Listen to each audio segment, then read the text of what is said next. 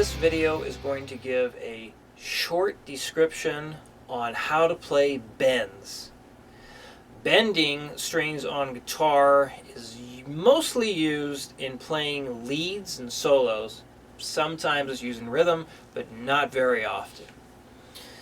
Now, the example we're going to use is showing basically three types of bends, and they're all going to be on the top three strings, meaning the G, the B, and the E string.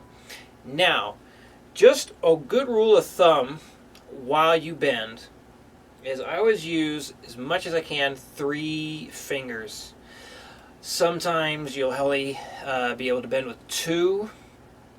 You can bend with all 4 fingers, although I've always found that really awkward to have the pinky involved with a bend.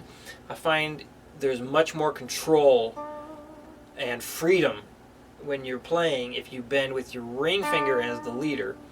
So what I mean by bending with 3 fingers is, say you're going to bend the 7th fret. I am placing my middle finger on the 6th fret behind it, and the first finger on the 5th fret behind that. So ring is on 7, middle is on 6, index is on 5. The only fret you're going to hear is the 7. It doesn't matter what you do behind that 7, you're not going to hear it because the string is being pinched off at the 7th fret. So that's the note we hear. So when you bend, you're going to use 3 fingers to help you push it. If you didn't, it's possible, but it's way more difficult.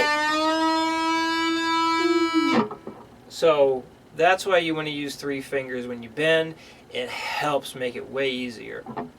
Now, even though this example will only show bends on the top 3 strings, a good rule of thumb: when you bend the low 3, the E, the low E, the A, and the D, pull down towards the floor. You'll be reminded of this very quickly if you try and bend up on the E or the A. You can get away with some push-up bends on that D string, but as I said, just a good rule of thumb. I think it's a good habit to have. I think it's easier to pull down on that D string too than it is to push it up. So low 3 strings, pull down. The high 3 strings, the top 3, push up. Again, you'll be reminded to push up very quickly once you've pulled the string off the fretboard. Sometimes you can get away with doing pull down bends on the G string, but one reason why I say it's a good habit to get into pushing the string up is so you can do stuff like that. If you're pulling down on it, you're going to get in the way of those strings. Okay, the example up now has an arrow after the 7, and the arrow's pointing up, which means we're going to bend it up, and there's a half written above that arrow. That means we're going to bend up a half step. A half step is 1 fret apart.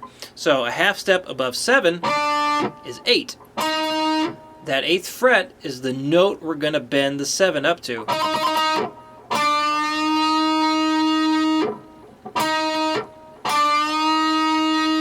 And that's a good way to practice bending up to one note. Play the note you're going to bend up to, and then bend up to that.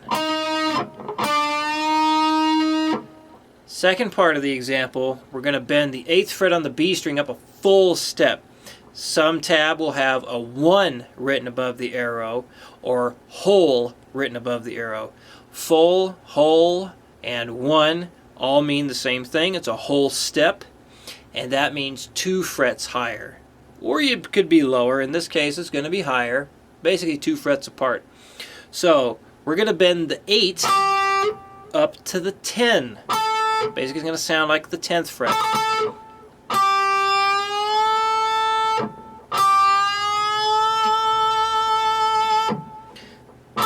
So you pick the 10 if you need to, and then push that 8 up. The last one is going to do a bend and then a release. So this is saying we're going to bend the high E string's 8th fret up a whole step, and then we release it back down to the note we first picked. That's why that last 8 is in parentheses. We don't pick that 8, but we hear it ring out because of the bend release. So again, if you need to hear the note you're bending to, pick it first. Pick that 10. And that's our example.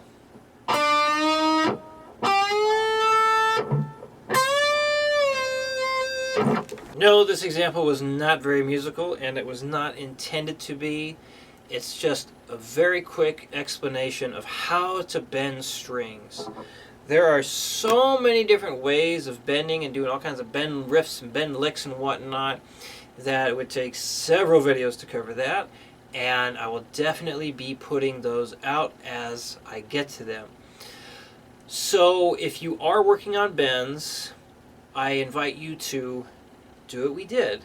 If you're going to bend up to a note, pick that note first and then bend up to it. So remember, a half step is 1 fret apart. A whole step is 2 fret aparts. Some bends ask you to do a step and a half. So that just means 3 frets apart. I tend to stay away from bends that go a step and a half. I tune to standard, and step and a half bends can definitely snap some strings. Sometimes it doesn't. You're more than welcome to go for it. Sometimes people try and bend 2 whole steps, which is definitely putting you at risk to bust a string. Have some spares if you're going to try that. But if you tune down, like if you tune down a half step or a whole step, that will allow you to bend further with less risk of breaking strings. Bending strings can prove a bit painful, get you some sore hands or sore fingers, but I highly recommend sticking with it because bends are one of the most expressive techniques in guitar solos and guitar leads. So I think they are very beneficial. Yes, they'll make your hands really strong too for all kinds of guitar playing. If you have any questions with this video or anything pertaining to music, please send me an email. I'm more than happy to get back to you. Thank you for watching.